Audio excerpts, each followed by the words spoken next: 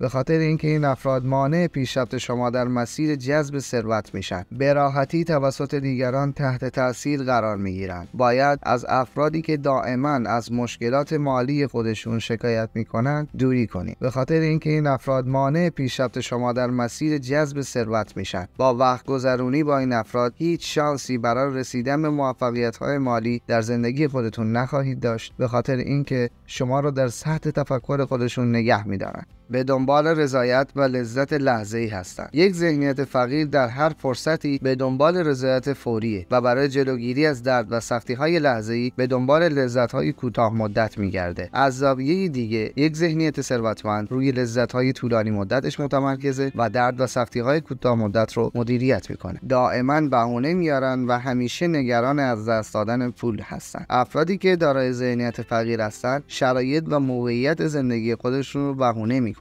یک بار برای همیشه بهونه‌ها رو کنار بذارید و با واقعیت زندگی خودتون روبرو بشین. تصمیم بگیرید در جهتی پیش برید که شما رو به سمت موفقیت مالی پیش ببره. اگر کمی بیشتر فکر کنید، متوجه میشید هیچ کس به بهانه‌های شما اهمیت نمیده و صرفاً راهی برای جلب همدردی دیگران هستند. اگه عادت دارید با افراد همفکر خودتون وقت بگذرونید، بدون شک اونها با شما همدردی میکنن و حس درماندگی رو در شما زنده نگه میدارن. افرادی که دارای نگرش فقیر هستند همیشه نگران از دست دادن پول و دارایی خودشون هستند. البته قابل درکه اگه چیز زیادی ندارید نگران از دست دادن اون باشید، اما این دقیقاً چیزیه که افراد رو به درجا زدن در زندگی سوق میده و دلیل اصلی عدم موفقیت اونهاست. به پول اهمیت نمیدن. صفات و باورهای محدود کننده ای دارن. کسایی که داره ذهنیت فقیر هستن درآمدزایی رو در اولویت اول خودشون قرار نمیدن. بله، این افراد پول میخوان و میخوان اون رو در اسرع وقت به دست بیارن، اما وقتی صحبت از وقت، تلاش، انرژی لازم برای به دست آوردن این پول به میان میاد، حرفی برای گفتن ندارن. از این گذشته تفاوت بزرگی بین خواستن یه چیزی و انجام هر کاری برای تحقق اون وجود داره. بی‌نظمی، ناسپاس بودن و داشتن نگرش خنثی نسبت به پول ویژگی‌هایی هستند که باید از اونها دوری کنید. تا زمانی که از این خصوصیت سطح پایین در خودتون دارید، دچار یک ذهنیت فقیر هستید. مهمه که بتونیم تاثیر عقاید محدود کننده بر درآمدزایی و موقعیت مالی رو برای شما قابل درک کنید. به عنوان مثال، اگه فکر کنید به دست آوردن پول سخته، این عقیده روی تصمیم گیری شما در مورد پول و درآوردن اون تاثیرگذار خواهد بود. درآمدزایی شما رو تخریب کرده و کسب ثروت رو از شما دور میکنه. کمبود دانش مالی. دانش مالی اکثر افرادی که درگیر ذهنیت فقیر هستند کمه. در این مورد اصطلاحاتی وجود داره مثل آنچه نمیدانید نمیتواند به شما آسیب برساند. بهتره بگیم آنچه نمیدانید ممکن است به شما آسیب نرساند، اما به راحتی میتواند شما را در جایی که نمیخواهید باشید نگه دارد. بهتره بدونیم تا در جهل و ناامیدی زندگی بکنیم، بهتره کارهای دیگه ای بکنیم. مثلا با خوندن یک کتاب، شرکت در یک کارگاه یا سمینار شروع کنیم. امیدوارم اینها بتونه اشتیاق شما رو به یادگیری بیشتر بکنه. در نهایت صبر، نظم و انضباط عناصری هستند که در این مسیر به شما کمک میکنند و باعث میشن شما از ذهنیت فقیر به سمت ذهنیت ثروتمند حرکت بکنید. در این ویدیو 5 ویژگی ذهنیت فقیر رو با هم بررسی کردیم. اگر از این ویدیو لذت بردید، لایک ویدیو و سابسکرایب چنل یادتون نره.